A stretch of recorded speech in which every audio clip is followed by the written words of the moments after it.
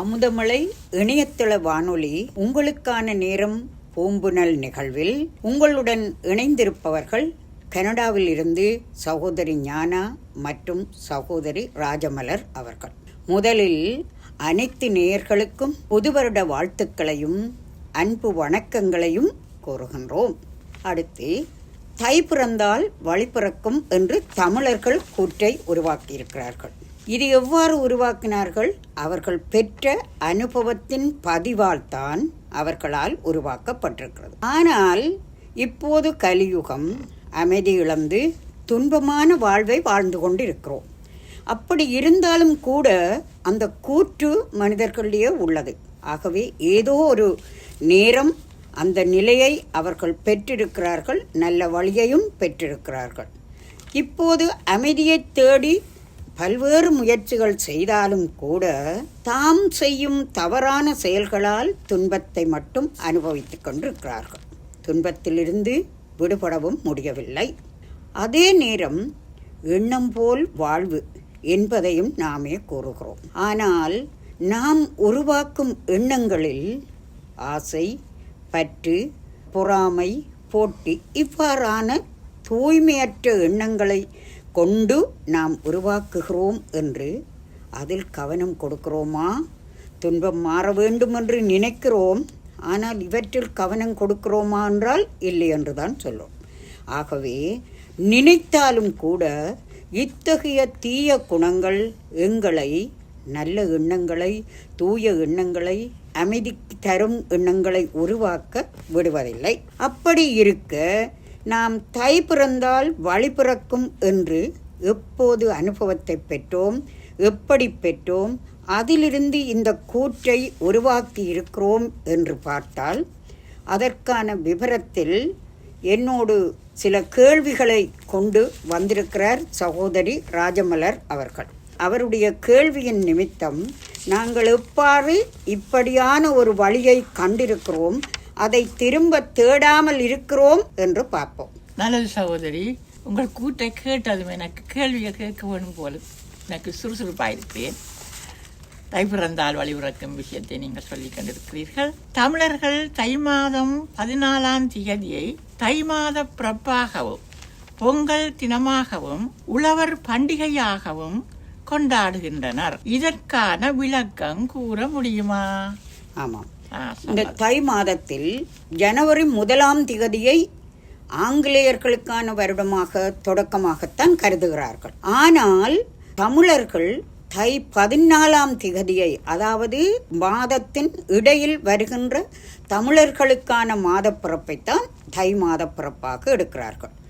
ஏன் என்றால் தமிழர்கள் அவர்களுக்கான அந்த மாதப்பிறப்பு ஒவ்வொரு மாதமும் நடுப்பகுதியில் ஆரம்பமாகி அடுத்த நடுப்பகுதியில் தான் முடிவடைகிறது. அதனால்தான் தை பிறப்பு என்பது ஜனவரி 14ஆம் தேதி வருகிறது. அடுத்தது அந்த 1ஆம் நாளை ஒரு பொங்கல் பண்டிகையாக கொண்டாடுகிறார்கள். உண்மையில் அந்த பொங்கல் பண்டிகை இப்போது வெளிநாடுகளில் இருப்பவர்களை விடுங்க, நானால் ஊரில் இருக்கின்ற போது, அதாவது எங்களுடைய நாடுகளில் இருக்கின்ற போது முற்றத்தில் வைத்து அந்த சந்தோஷமாக முற்றத்திலேயே பொங்கி படைத்து சூரியனுக்கு அந்த நன்றியை தெரிவிக்கும் முகமாக செய்வதுதான் அந்த பொங்கல் பண்டிகை. அப்போ பொங்கல் பண்டிகை என்பது இயற்கையாக இருந்து நாம் பெறுகின்ற நன்மைக்காக சூரியனுக்கு நன்றி செலுத்தும் பண்டிகைதான் பொங்கல் பண்டிகை. அடுத்ததாக அது உழவர் பண்டிகை என்று சொல்லப்படுகிறது.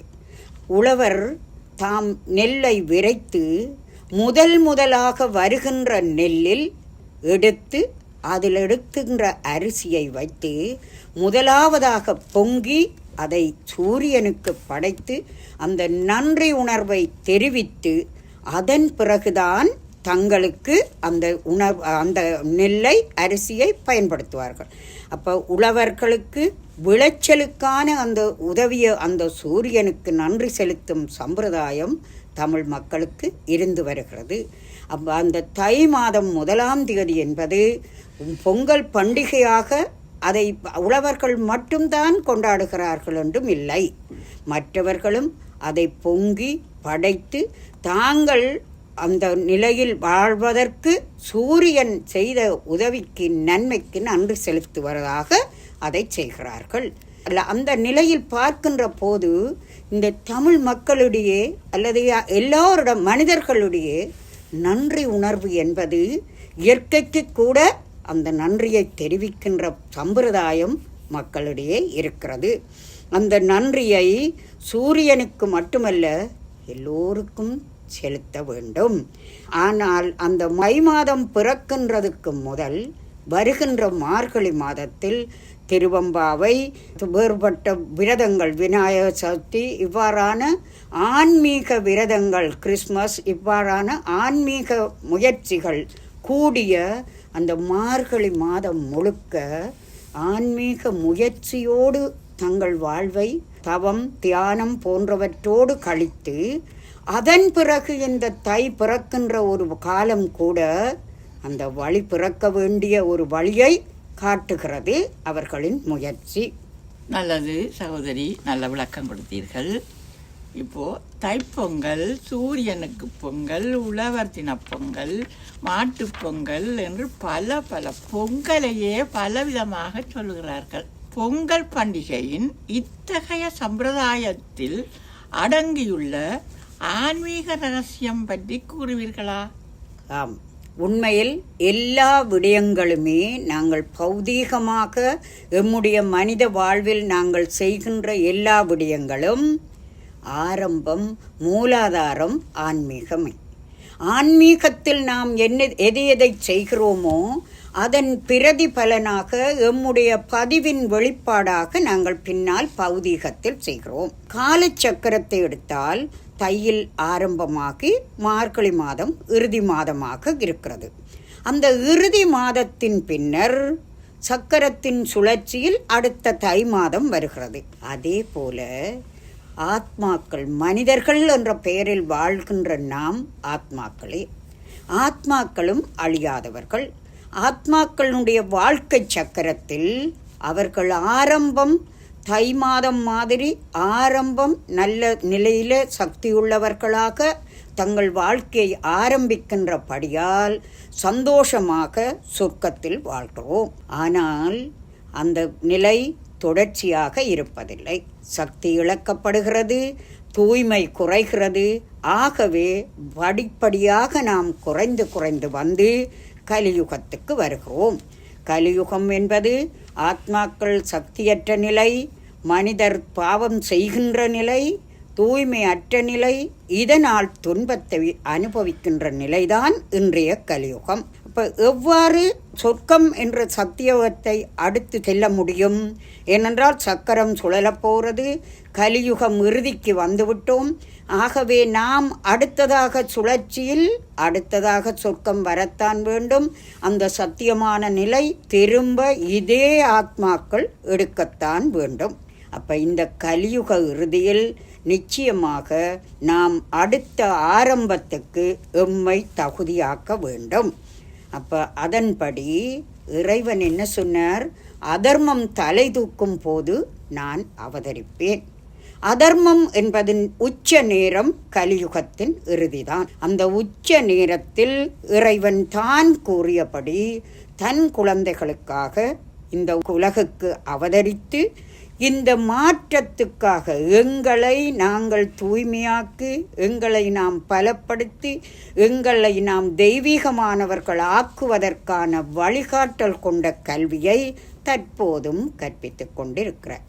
அப்போ இறைவன் ஆன்மீகம் என்பது இறுதியில், சக்கரத்தின் இறுதியில், வருடத்தின் இறுதியில் செய்கிறோம் என்று சொன்னால் அது இந்த சக்கரத்தின் இறுதியில் இறைவன் வந்து அந்த ஆன்மீகத்தின் மூலாதார கல்வியை கற்பித்து அதனால் நாம் திரும்பவும் ஆத்மாக்கள் எங்களுடைய சுயமான மேன்மையான தெய்வீகமான அந்த சந்தோஷமான நிலையை பெற்றிருக்கிறோம். அதன் பதிவுதான் நாம் இந்த பக்தியில் சம்பிரதாயங்களாக பல விரதங்களை செய்கிறோம். உண்மையில் விவேகமானவர்களாக வந்து ஆரம்பித்தோம். கலியுகத்தில் அறியாமையால் அதர்ம வழியை சந்தோஷமாக செய்து கொண்டிருக்கிறது மாதிரி செய்து கொண்டிருக்கிறோம். ஆகவே அந்த விவேகம் இழந்து தவறானதை சரியென்று செய்து கொண்டு நாமே துன்பப்படுகின்ற நிலையை மாற்றுவதற்காக, எங்களை அதிலிருந்து மீட்டெடுப்பதற்காக கடவுள் கற்பிக்கின்ற கல்விதான் இந்த ராஜயோக கல்வி. ஆகவே இந்த கலியுக இறுதியில் கடவுள் வந்து அதற்கான வழிகாட்டல் முழுவதும் தந்து எம்மை மீட்டெடுத்து சொர்க்கத்துக்கு தகுதியானவர்களாக்கி, அது மட்டுமல்லாமல் உலகையும் மாற்றி அதை சொர்க்கமாக மாற்றி எம்மை அங்கு வாழ்வதற்கு தகுதியானவர்கள் ஆக்கித்தான் கடவுள் இந்த கல்வியை முடிக்கின்றார். ஆகவே அந்த கொண்டாட்டமான வாழ்வை, அந்த ஆரம்ப வாழ்க்கை கொண்டாட்டமான அந்த வாழ்வை இந்த கல்வியால் தான் கடவுள் எங்களுக்கு உருவாக்கின்றார். அந்த ஞாபகார்த்தம்தான் நாம் மார்கழி மாத இறுதி மாதம் முழுவதும் அந்த ஆன்மீக முயற்சியில் நாங்கள் தபஸ்ய நிலையில் இருந்து எங்கள் முயற்சியை செய்து, இது மட்டுமல்ல பல பல விடயங்கள், அதாவது மார்கழி மாதம் முழுக்க பிள்ளையார் பிடித்து அதை வீட்டில் வச்சு பிறகு பொங்கல் அன்று கொண்டு போய் கடலில் கூட கரைப்பார்கள். அப்படி எல்லா விதமான ஆன்மீக முயற்சியும் நாங்கள் கொண்டாடுகிறோம். அதன் பின்னர் தான் தை கொண்டாட்டமான காலமாக வருகிறது. அது இந்த கலியுக இறுதியில் நாம் செய்யும் ஆன்மீக முயற்சி தான் எங்களுக்கு எம்மை மாற்றி நாம் சந்தோஷமான சொர்க்கத்துக்கு தயாரான வாழ்வை பெற முடியும். அதுதான் ஆன்மீக ரகசியம். நல்லது சகோதரி, ஆன்மீக ரகசியம் என்று மட்டும்தான் கேட்டேன். நீங்கள் ஆன்மீகம் முழுவதையும் சொல்லி, மார்கழி மாதத்தில் சிறந்த மாதம் என்றதையும் சொல்லி நல்ல விதமாக மக்களுக்கு நல்ல புத்தியை, நல்ல அறிவையும் கொடுத்திருக்கிறீர்கள். நாங்களும் யாவரும் எல்லோரும் அதை பற்றி முயற்சி செய்வோம். அடுத்த இன்னொரு கேள்வி கேட்க வேண்டியிருக்கிறது. உலகில் இன்று பல சமயங்கள் உண்டு.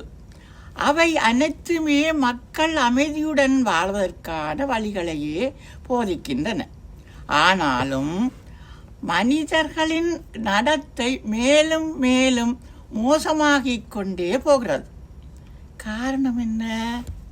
அதாவது ஆன்மீக முயற்சி செய்ய வேண்டும் என்று நாங்கள் நினைக்கிறோம், செய்கிறோம்.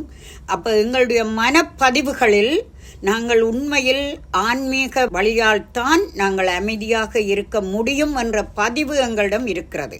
ஆனால் சமயங்கள் எல்லாம் வந்தாலும் கூட எல்லோரும் ஒரே கருத்து கொண்டவர்கள். என்னென்றால், இறைவன் ஒளியானவர், இறைவன் இருக்கிறார், அவர் ஒரு நேரத்தில் தன்னுடைய நேரம் என்று அவர் வருவார் வழிகாட்ட என்ற நம்பிக்கையும் எல்லோருக்கும் உண்டு. இரண்டாவதாக, மனிதர்களுடைய விகார குணங்கள், காமம், கோபம், பற்று, பேராசை, அகங்காரம் போன்ற விகார குணங்கள் இருக்கின்றன. அவைகள் அழிய வேண்டும் என்று எல்லா சமயங்களும் சொல்கிறது. ஆனாலும் அவர்களால் அதை அழிப்பதற்கான வழியை காட்ட முடியவில்லை. ஆகவே மனிதர் இன்றைக்கு துன்பப்படுவதற்கான காரணம் நாங்கள் கொண்டிருக்கின்ற தீய குணங்கள் தான்.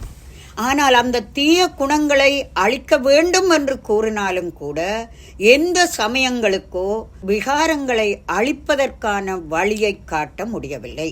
காரணம், சமயங்கள் அனைத்தும் மனிதர்களால் உருவாக்கப்பட்டது, மனிதர்களது வழிகளால் உருவாக்கப்பட்டது.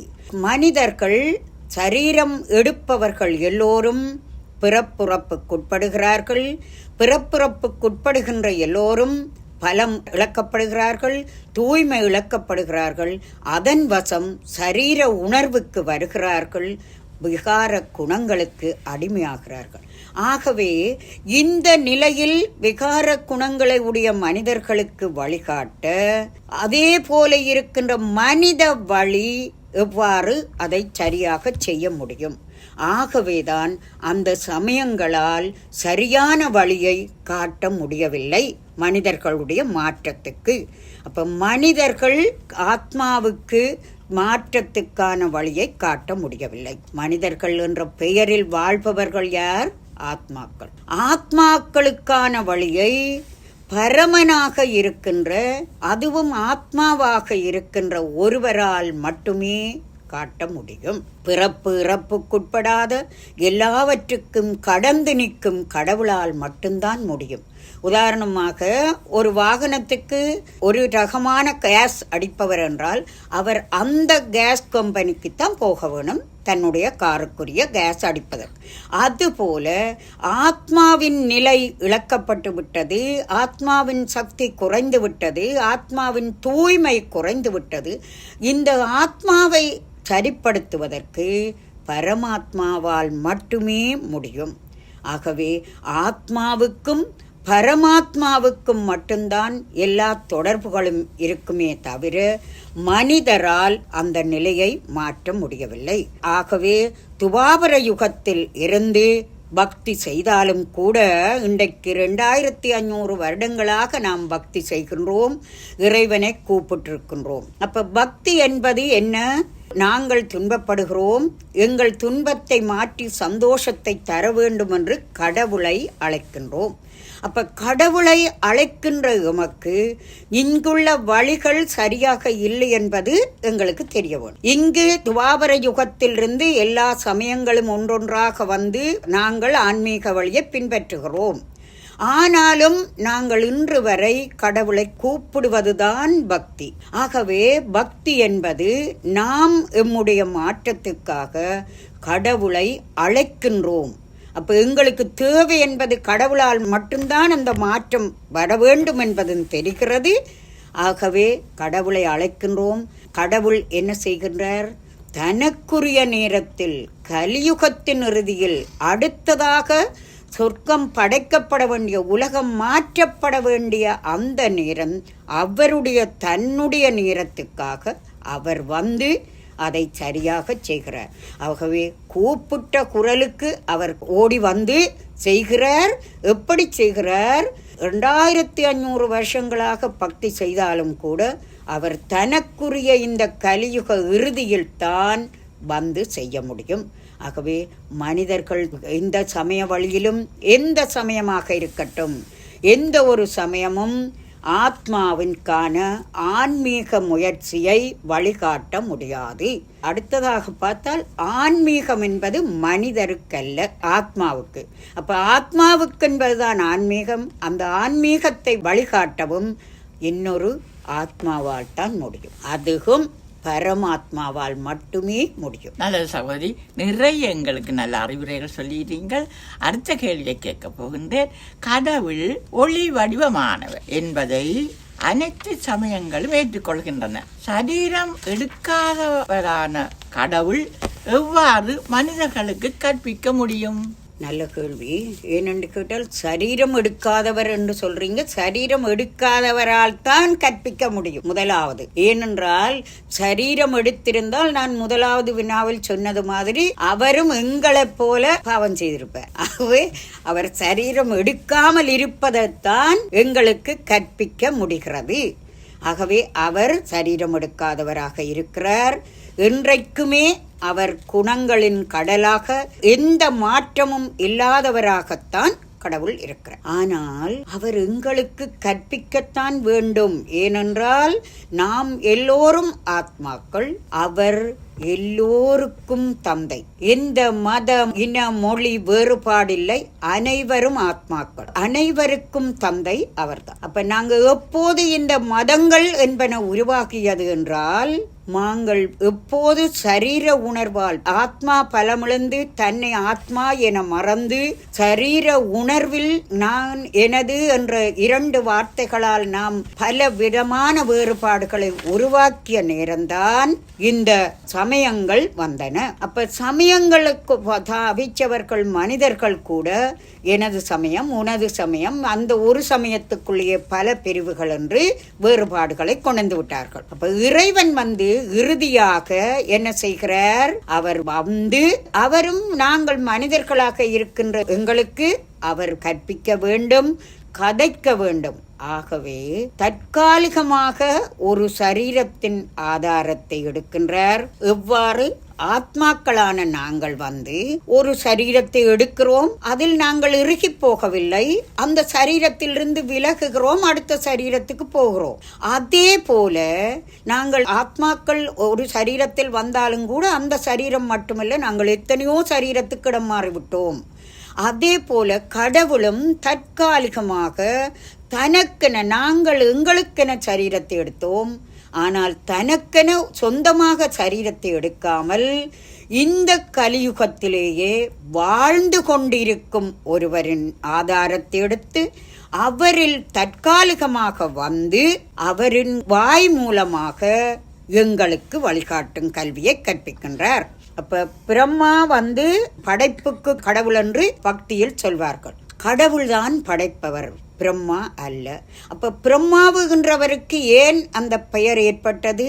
மனித சரீரத்தின் ஆதாரத்தை எடுத்து அவருக்கு பிரம்மாவை என்ற பெயரை கொடுத்து கடவுள் அவரை பாவித்து எங்களுக்கு இந்த வழிகாட்டலை தருகிறார்.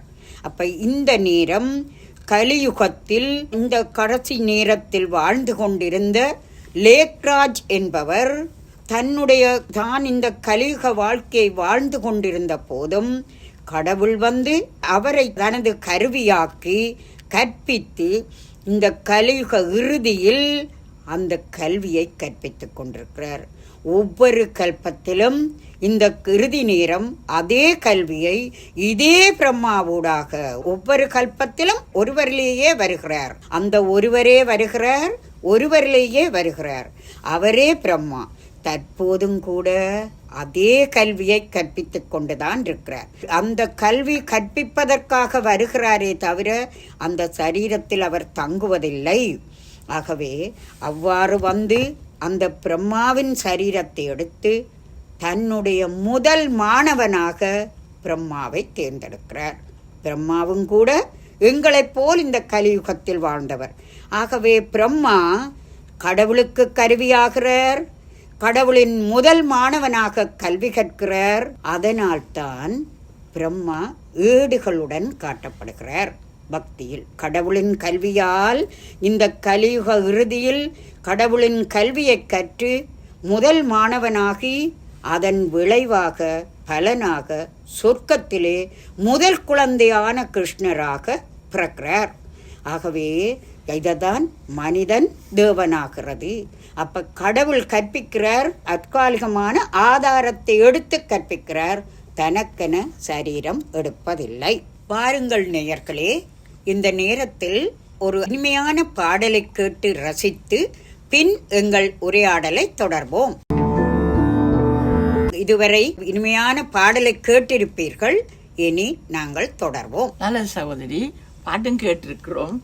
சமய நூல்களில் வாழ்க்கை சக்கரத்தை பிரம்மாவின் பகல், பிரம்மாவின் இரவு என 2 சம பகுதிகளாக காட்டப்படுகிறது. அத்துடன் விஷ்ணுவின் தொப்புள் கொடியிலிருந்து பிரம்மா ஏடுகளுடன் காட்டப்படுகிறார். விளக்கம் சொல்லுங்கம்மா.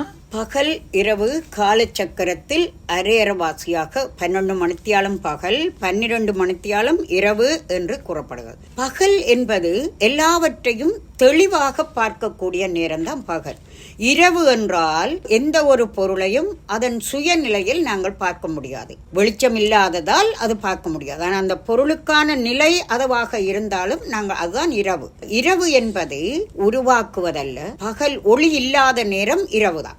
அதே போல இப்போது கலியுகம் என்பது நாங்கள் எல்லோரும் அறியாமை, பாவம், துன்பம், தீய குணங்கள் இவற்றால் நாங்கள் எங்களுடைய அறிவே இருளான நிலையில் இருக்கிறது.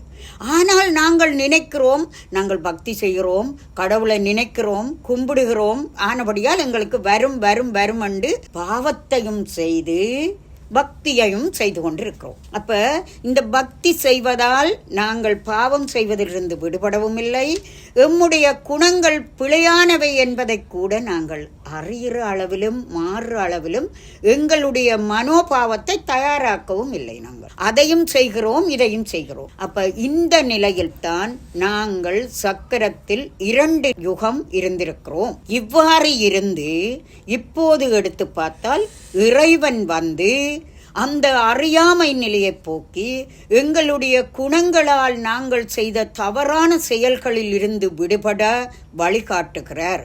அந்த வழியின் மூலம்தான், அந்த விவேகத்தை பெறுவதன் மூலம்தான், ஆத்மா பலத்தை பெறுவதன் மூலம்தான் திரும்ப சரியான செயல்களை செய்கின்ற நிலைக்கு நாங்கள் வருகின்றோம். அந்த சரியான செயல்களை செய்கின்ற நிலைதான் சத்திய யுகம். அந்த 2 யுகம், சக்கரத்தின் 4 யுகங்களில் சத்திய யுகம், திரேதா யுகம், துவாபர யுகம், கலியுகம் என 5000 வருட சக்கரம் 4 யுகங்களாக பிரிக்கப்படுகிறது. எப்படி 24 மணித்தியாலம் பகல் 12 மணி இரவு 12 மணித்தியாலமாக பிரிக்கப்படுகிறதோ அதுபோல 2500 வருடங்கள் கொண்ட சத்திய திரேதா யுகம் நாங்கள் விவேகிகளாக, தெய்வீக குணங்கள் உடையவர்களாக, ஆத்மாவின் உயர்ந்த தன்மையோடு வாழ்ந்து அந்த நிலையில் சரியான செயல்களை செய்ததால் சந்தோஷமாக வாழ்ந்தோம். அதுதான் பிரம்மாவின் பகல். ஏன் பிரம்மாவின் பகல் என்று சொல்லப்படுகிறது என்றால், அந்த பிரம்மா மூலம்தான் கடவுள் எங்களுக்கு இந்த ஞானத்தை கற்பிக்கிறார். முதல் மாணவனாக பிரம்மாவைத்தான் தெரிவு செய்தார். அந்த பிரம்மாவினூடாக அந்த முதல் மாணவனைத்தான் உதாரணமாக காட்டப்படும். அந்த முதல் மாணவன் தகுதியாகி 2500 வருஷம் நாங்கள் வாழ்கின்ற அந்த சந்தோஷமான வாழ்க்கைத்தான் பிரம்மாவின் பகல். அதாவது தெளிவான நிலை, விவேகமான நிலை, தெய்வீகமான நிலை, சரியான செயல்கள் செய்கின்ற நிலை, அதுதான் பகல். பின்னர் துவாபர யுகம் ஆரம்பித்தவுடன் நாங்கள் திரும்பவும் சக்தி குறைந்து, திரும்பவும் சரீர உணர்வுக்கு வந்து, திரும்பவும் பாவம் செய்கிறவர்களாகவும், அதே நேரம் அந்த 2500 வருஷமும் பக்தி செய்பவர்களாகவுமே இருக்கிறோம். ஆகவே பக்தி செய்கின்ற காலம் இருளான காலம். அந்த பக்தி எங்களுக்கு ஆன்மீக ஒளியை தரவில்லை, புத்திக்கு விவேகத்தை தரவில்லை. அதனால் நாங்கள் மாறவில்லை. ஆகவே பக்தி செய்யும் காலம் பிரம்மாவின் இரவு. பக்தி செய்து இந்த கலியுக இறுதியில் ஞானத்தை பெற்று நாம் விவேகமானவர்களாகி தெய்வீகமானவர்களாகின்ற போது அது பிரம்மாவின் பகலாக மாறுகிறது. அடுத்து விஷ்ணுவின் தொப்புள் கொடியில் இருந்து பிரம்மா ஏடுகளுடன் காட்டப்படுகிறார் என்று சொன்னீங்கள். இது பக்தியில் இருக்கின்ற ஒரு படம், சரியோ? அப்ப இது கூட எங்களுக்கு ஆதாரம் காட்டுகிறது. விஷ்ணு இந்த பிரம்மா என்பவர் கடவுளிடம் முதல் மாணவனாக கற்று தன்னுடைய முழுமை, சம்பூர்ணமான தெய்வீக நிலை, விகாரமற்ற நிலை, 16 கலைகளுடன் வாழக்கூடிய நிலையை பெறுகின்றார் என்றால் அந்த முதல் பிறவி, அந்த நிலை விஷ்ணுவின் நிலை. அதாவது விஷ்ணு என்பவர் 4 கரங்களுடன் காட்டப்படுகின்றார். காரணம், லக்ஷ்மியும் நாராயணனும் இணைந்த ரூபமே விஷ்ணு. அப்போ ஒரு இல்லற வாழ்க்கையில், தூய்மையான இல்லற வாழ்க்கை, சரியான நிலையில் வாழ்கின்ற இல்லற வாழ்க்கை, முதலாவது சொர்க்கத்தின் முதலாவது சக்கரவர்த்தினியாக லக்ஷ்மியின் நாராயணனும் வாழ்கிறார்கள். அவர்களுடைய இணைந்த ரூபமாகத்தான் விஷ்ணு காட்டப்படுகிறார். அப்ப இந்த பிரம்மாதான் தன்னுடைய தூய்மையால், இறை கல்வியால் விஷ்ணுவாகிறார். பின்னர் அவர் சக்கரத்தில் சுழலாமல் விட முடியாது, சக்கரம் சுழலத்தான் வேண்டும். அதே விஷ்ணு என்பவர் சுழன்று வருகின்ற போது திரும்ப 5000 வருஷம் முடிய திரும்ப பிரம்மா ஆகிறார். அதுதான் விஷ்ணுவுக்கும் பிரம்மாவுக்குமான தொப்புள் கொடி தொடர்பு. அப்ப பிரம்மா என்பவர் கலியுக இறுதியில் வந்து இறைவனிடம் வந்து அந்த ஒரு சக்கரமும் அடுத்த சக்கரமும் சங்கமிக்கின்ற காலமாகிய சங்கம யுகத்தில் இறை கல்வியை கற்று முதலாவதாக தன்னை தூய்மைப்படுத்துபவர்தான் பிரம்மா. அவ்வாறு தூய்மைப்படுத்தி அடுத்த சக்கரத்தின் ஆரம்பத்தில் தூய்மையான பிறவியாக பிறப்பவர்தான் விஷ்ணு. ஆகவே இந்த பிரம்மா ஏடுகளுடன் காட்டப்படுகிறார்.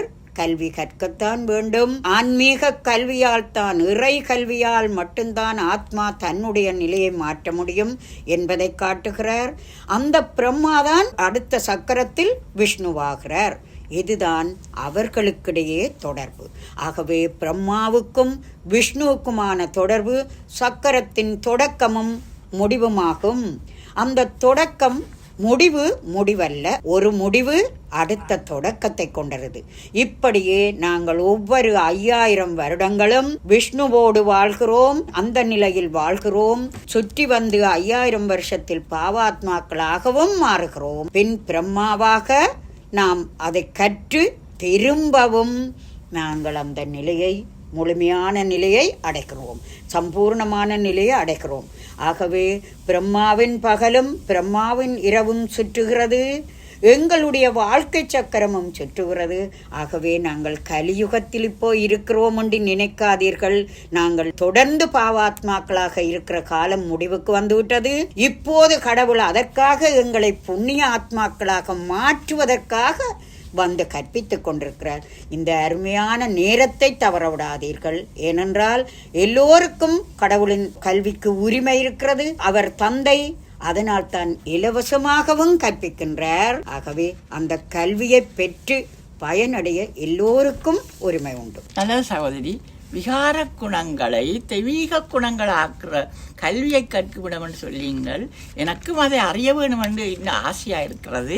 நான் அதை அறிய ஆசைப்படுகிறேன். இன்றைய விகார குணங்களுடைய மனிதரை மீண்டும் தெய்வீகமானவர்களாக மாற்றும் மிகப்பெரிய மாற்றத்துக்கான இறைவனின் கல்வி பற்றி கூற முடியுமா? நிச்சயமாக. ஏனென்றால் இன்றைக்கு உலகில் உள்ள எல்லோருக்கும் பணம் இருந்தாலும் நிம்மதி இல்லை. எல்லோரும் நோயாளிகளாகவும் ஏதோ ஒரு துன்பத்தை அனுபவித்துக் கொண்டும் தான் இருக்கிறார்கள். ஆகவே இந்த கல்வி இன்றைக்கு அவசியமானது. சாதாரணமாக ஒரு குழந்தை பிறந்து விட்டால் உடனே பெற்றார் எங்க போவினோம், முதலில் சோதரர்கிட்ட என்னுடைய குழந்தை எந்த துறையில் படிக்கும், அந்த துறையை அவர் சோதரர் சொல்லிவிட்டார் என்றால் அந்த வழியிலேயே பிள்ளையை தள்ளி கொண்டிருப்பார்கள். ஏனென்றால் அந்த துறையில வர வேணும் என்று. அதே போல் எங்களின் அப்பா பரமாத்மா இப்பொழுது எங்களுக்கு சோதனம் சொல்லி எங்களை உரிய வழிக்கு கொண்டு போக வந்திருக்கிறார். அதுதான் அவர் இந்த கலியுக இறுதியில் வந்து மனிதன் என்னத்தை தேடுகிறோம், அமைதியையும் சந்தோஷத்தையும் வாழத்தான் தேடுகிறோம். ஆனால் என்ன செய்கிறோம், பாவம் செய்கிறோம். அதை விளங்க வைத்து எங்களுடைய சோதனத்தை பற்றி குறித்து, என்றால் நாங்கள் எப்படி வாழ்ந்த, நாங்கள் முன்னர் எப்படி சந்தோஷமாக நான் உங்களை வாழ அனுப்பிவிட்டேன், இப்போது நீங்கள் தானே இப்படி துன்பத்தை உருவாக்கி விட்டீர்கள் என்று எங்களுடைய கிரகத்தை சொல்லி இப்ப அந்த கிரக மாற்றத்துக்கான ராஜயோக கல்வியை கற்பிக்கிறார். அப்ப இப்போதைய கல்வி, கடவுள் கற்பிக்கிற கல்வி எங்களுடைய தெய்வீகமான அமைதியான வாழ்க்கைக்கான கல்வி. ஒரு டாக்டர் ஆகிறதோ இன்ஜினியர் ஆகிறதோ என்றது அல்ல. கடவுள் வந்து தன் பிள்ளையால் சந்தோஷமாயிருக்கணும் என்று கற்பிக்கிறார். அந்த கல்விதான் இந்த ராஜயோக கல்வி. இப்ப மனிதன் சாதாரணமாக சொல்வார்கள் எண்ணங்கள் போலதான் வாழ்வண்டு. ஆனா நாங்கள் எண்ணங்களை உருவாக்குகிறோம், அதில் கவனம் செலுத்துகிறோம் இல்லை. ஏனென்றால் எங்களுக்கு தெரியாது, எங்களுடைய பதிவில எவ்வாறு நாங்கள் எண்ணத்தை உருவாக்கி பழகிவிட்டோமோ அந்த பழக்கத்தின்படி நாங்கள் தொடர்ந்து செய்கிறோம். அந்த எண்ணங்கள் என்ற விதையை நாங்கள் சரியாக உருவாக்கினால் நாங்கள் அமைதியாக இருப்பதற்கு வழி இருக்கு. அப்ப அதைத்தான் கடவுள் என்ன செய்கிறார், வந்து கற்பிக்கின்ற இந்த ராஜயோகம் என்பது எந்த ஒரு ப்ரமோஷனுக்கும் அல்ல, மனிதன் சந்தோஷமாக வாழ்கின்ற ப்ரமோஷனுக்காகத்தான் கற்பிக்கின்றார். அந்த அடிப்படை, நான் உருவாக்குகின்ற எண்ணம் என்னுடைய அமைதியை குலைக்காமல் என்னை அமைதியாக வைத்திருக்க வேண்டும் என்பதைத்தான் அவருடைய கல்வியின் அத்திவாரம். அதே நேரம் நாங்கள் அவரை கூட கடவுளே கடவுளே என்று 2 யுகமாக தேடினோமே, அந்த கடவுள் யார் என்று கூட இதுவரையில தெரியாது. அவர் கடவுள் இவர் கடவுள் என்று சொல்லி எல்லா இடமும் அலைந்தோம். ஆனால் நாங்கள் தான் அப்பன் நீ அம்மை நீ என்றும் பாடியார். இன்றைக்கும் பாடுகின்றவர்களும் நாங்கள் தான். அப்ப அந்த அப்பன் நீ அம்மை நீ என்று பாடுகின்ற எங்களுக்கு கடவுள் எங்க இருக்கிறார், எப்படிப்பட்டவர் என்றதே தெரியாத நிலையில் வாழ்ந்தோன்றோம். அப்ப அதைத்தான் கடவுள் வந்து முதலாவதாக, இந்த ராஜயோக கல்வி என்பது என்ன, முதலாவதாக நான் என்னை மறந்து, ஆத்மா என்பதை மறந்து, என்னை சரீரமாக கருதி, எனது பிள்ளை, எனது பெற்றார், எனது குடும்பம், எனது கார், இப்படி என்னுடையதென்று இந்த பௌதீக பொருள் அவ்வளவத்தையும் நாங்கள் எடுத்து விட்டோம். அதைத்தான் நான் சரீரமாக என்னை கருத தொடங்கியதால் தான் அந்த நிலை வந்து. அப்ப இறைவன் வந்து முதலாவது கல்வியில் முதலாவதாக என்ன கற்பிக்கிறார்? நீ ஆத்மா. அந்த ஆத்மா என்று சொல்லும் போது என்னுடையது எல்லாம் முடிந்து எல்லாரும் ஆத்மா, என்னுடையவர் ஒரே ஒரு பரமாத்மா என்ற நிலைக்கு அந்த எல்லோரையும் ஒருமுகப்படுத்துகின்ற பாடமாக இந்த பாடம் அமைக்கிறது. அடுத்தது இரண்டாவது, நாங்கள் எங்களை பற்றி அறிந்ததும் அடுத்ததாக தெரிகிறது, நாங்கள் தாயும் தந்தையும் என்று கடவுளை கூறுகின்றோம். அதே நேரம் அந்த கடவுள் யாரென்று தெரியாமல் இன்று துன்பத்தில் அலைகின்றோம். ஆனாலும் கூட அம்மாவும் நீயே, அப்பாவும் நீயே என்று கூட நாம் பாடியிருக்கிறோம். அந்த பாடலை இப்போது கேட்கின்ற போது எம்முடைய ஞாபகம் மீண்டும் வெளிப்படும். அம்மாவும் நீயே, அப்பாவும் நீயே, அன்புடனே ஆதரிக்கும் தெய்வமும் நீயே. அம்மாவும் நீயே, அப்பாவும் நீயே, அன்புடனே ஆதரிக்கும் தெய்வமும் நீயே. அம்மாவும் நீயே.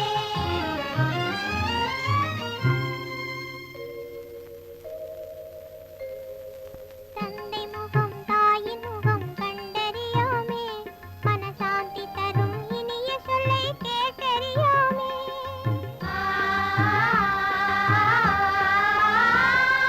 தந்தை முகம், தாயின் முகம் கண்டறியாமே, மனசாந்தி தரும் இனிய சொல்லை கேட்டறியாமே.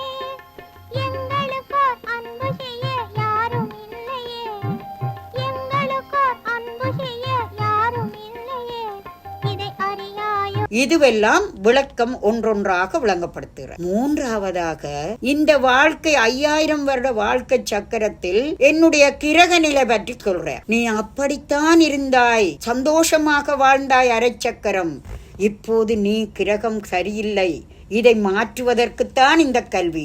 அதற்காக ஞானத்தையும் படிப்பிச்சு, என்னுடைய விவரத்தையும் படிப்பிச்சு, இப்போது நான் மாற வேண்டிய நேரம் என்பதையும் எனக்கு விளங்க வைத்து, அந்த ஞானத்தின் மூலம் விளக்கத்தையும் யோகத்தின் மூலம் என்னுடைய பாவத்தை எரிக்கிறதுக்கு சொல்லித்தார. அப்ப அந்த பாவம் எரிகிற போது, அந்த பாவ செயல் செய்கின்றதற்கான பழக்க வழக்கமும் அழிகின்ற போது நான் சரியான செயலுக்கு வருகிறேன். அப்ப இந்த ராஜயோகம் என்பது முதலாவது என்னுடைய எண்ணத்தை சரிப்படுத்த, அதற்கு என்னை யாரென்று நான் சரியாக அறிந்து நடக்க. நான் என்று 1000 தரம் ஒரு நாளைக்கு சொல்லுவோம். அந்த நான் யாரென்று கேட்டால் இப்ப கடவுள் வந்து சொல்லித்தான் நாங்கள் சரியாக எங்களை நாங்களாக பிடிக்க வேண்டி இருக்கு. அதைத்தான் இந்த ராஜயோகம் கற்பிக்கிறது. என்னை நான் அறிந்து, அதுக்காகத்தான் சொல்வார்கள், தன்னை அறிய தனக்கொரு கேடில்லை என்று சொல்வது போல், நான் யார் என்று சரியாக அறிய போது, நான் என்னை ஆத்மாவாக பார்க்கின்ற போது, எனது என்கின்றதெல்லாம் ஆன்மீகம் சம்பந்தமானது தான். அப்ப எனது தெய்வீக குணம், எனது என்பது மாறிவிடுகிறது. அந்த நிலையான வாழ்வை நாம் அடைய முடியும். அந்த வாழ்வு மற்றவர்களையும் எப்படி ஒரே குடும்பம் உலகமே என்ற நிலைக்கு, நான் ஆத்மாண்டா மற்றவரும் ஆத்மா, அங்க அவரிடமுள்ள வேறுபாடு ஒன்றும் எனக்கு தெரியாது.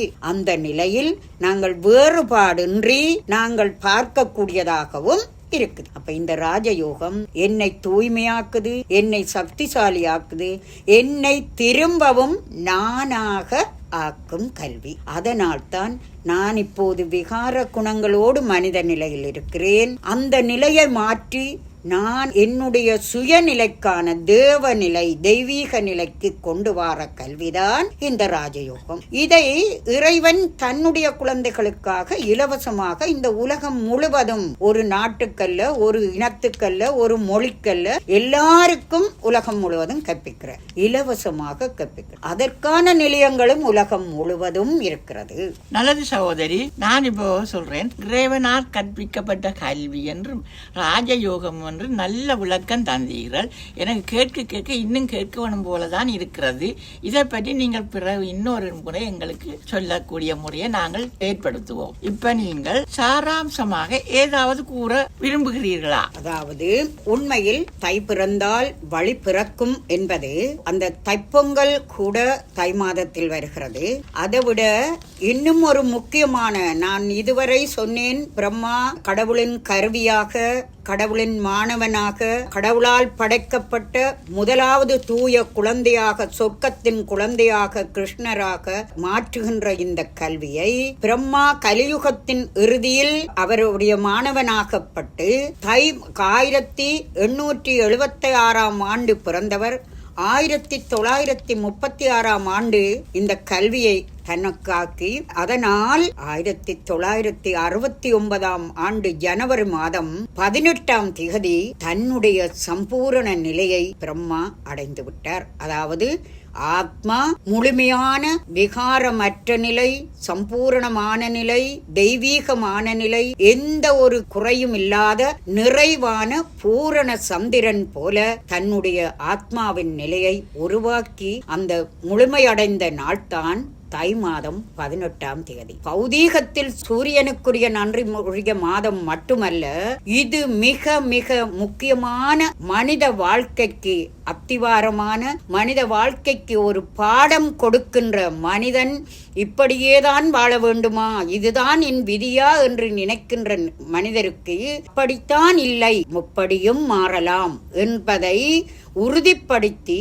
தன்னுடைய சம்பூர்ண நிலையை முதல் உருவாக்கிய நாள் ஜனவரி மாதம் 18 ஆகவே தை மாதம் என்பது மிக மிக முக்கியமான நாள் ஆன்மீகத்தில். அந்த நாளில் அவர் எப்படி தன்னுடைய சம்பூர்ண நிலையை இறைவனால் பெற்றாரோ, தான் முதல் மாணவனாக மட்டுமல்ல, அந்த அவரின் ஊடாகத்தான் நாங்கள் எல்லோரும், இந்த உலகத்தில் உள்ள எல்லோருக்கும் கடவுள் அந்த கல்வியை கற்பிக்கிறார். அப்ப பிரம்மாவின் கமல வாய் மூலமாக நாங்கள் இந்த கல்வியை பெறுகின்ற நாம் எல்லோரும் பிரம்மாவின் வாய் மூல படைப்புகளான பிராமணர்கள்.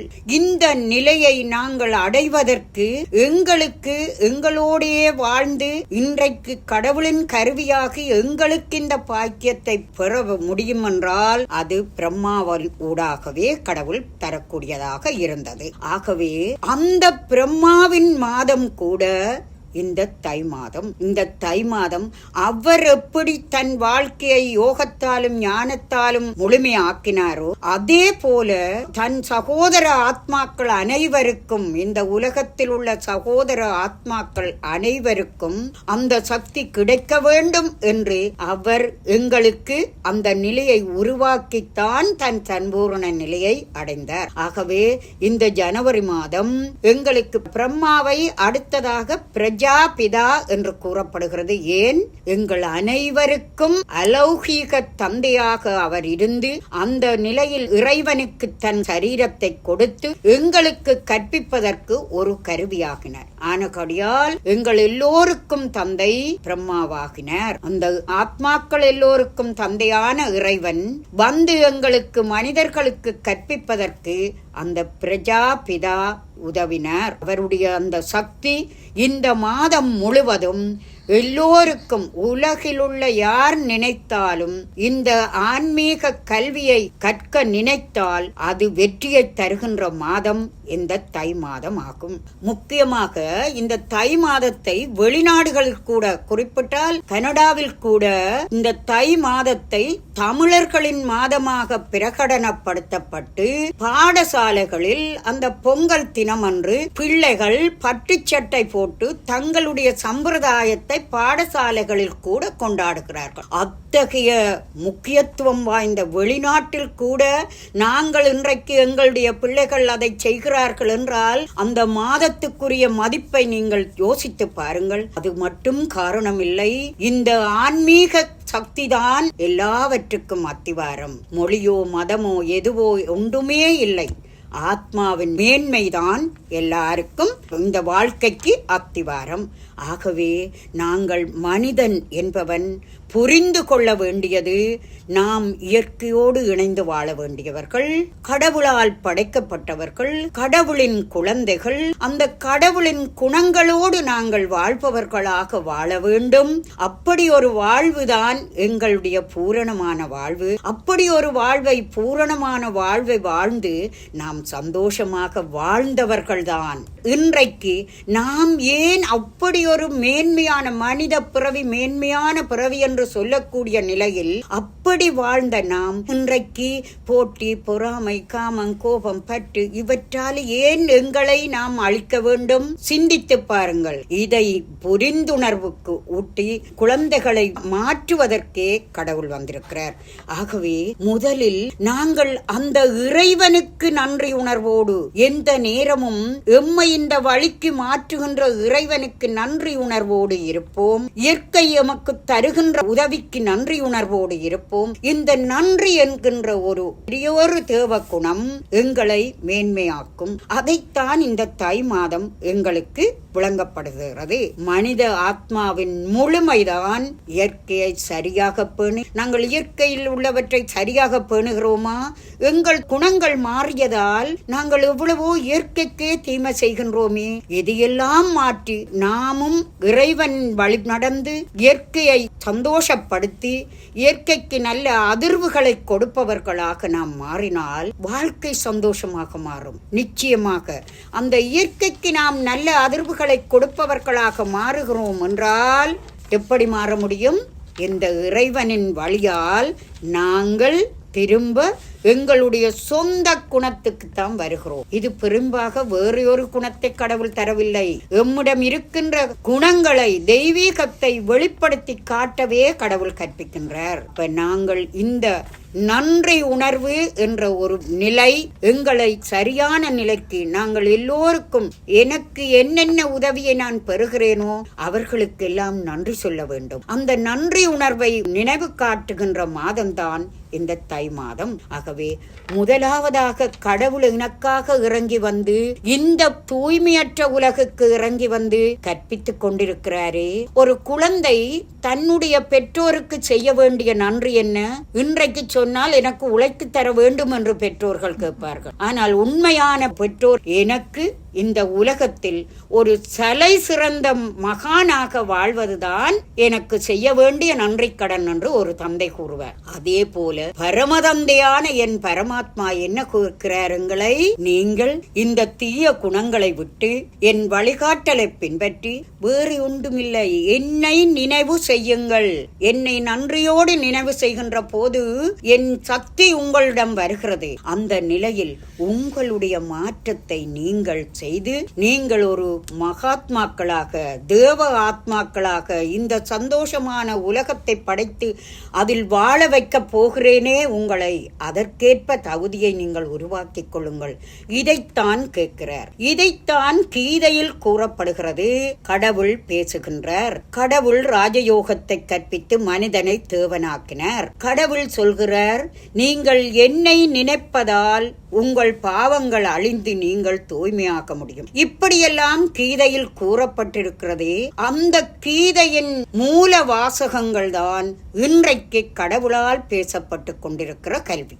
அந்த கல்வியில் இருந்துதான் அந்த கீதை, பகவானால் பேசப்பட்டதுதான் கீதை. அந்த பேசப்பட்ட கல்வியில் இருந்துதான் இப்போதைய பகவத்கீதை இருக்கிறது. அதில் கூட கடவுளின் கல்வியில் பற்றிய மகத்துவம் சொல்லப்பட்டிருக்கிறது. ஆனால் நாங்கள் படித்தோமே, அப்போது நினைத்தோமா?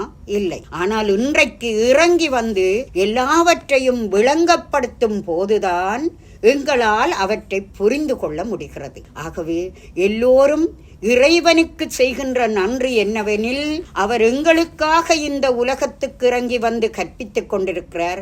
நாங்கள் அவர் மெச்சும் குழந்தைகளாக, தெய்வீகமானவர்களாக மீண்டும் வாழ வேண்டும். அந்த வாழ்வதற்காக இந்த கல்வியை அறிய வேண்டும். இதற்கு எந்த செலவும் இல்லை. ஆகவே இந்த கல்வியை கற்க வேண்டும், நாம் மாற வேண்டும் என்ற திட சங்கற்பத்தோடு இறைவனுக்கு நன்றி கூறுவோம். அடுத்து இந்த இறுதியான நேரத்தில் இறைவன் எங்களுக்காக இறங்கி வந்து இந்த கல்வியை கற்பித்து எங்களை ஒரு சந்தோஷமான புதிய உலகத்தில் வாழ வைப்பதற்காக இந்த உலகத்தையும் மாற்றிக்கொண்டிருக்கிறார், சொர்க்கமாக படைத்துக் கொண்டிருக்கிறார். ஆகவே அத்தகைய இந்த நிலையை நாம் பெறுவதற்கு இந்த கல்வியை கற்பதற்கான இந்த நிகழ்வை கேட்பதோடு இறுதியாக இப்போது இந்த கலியுகத்தில் துன்பத்துடன் சுழன்று கொண்டு இருக்கும் எம்மை இறைவன் அழகான பூமியாக இந்த உலகை மாற்றி எம்மையும் துன்பத்திலிருந்து விடுவித்து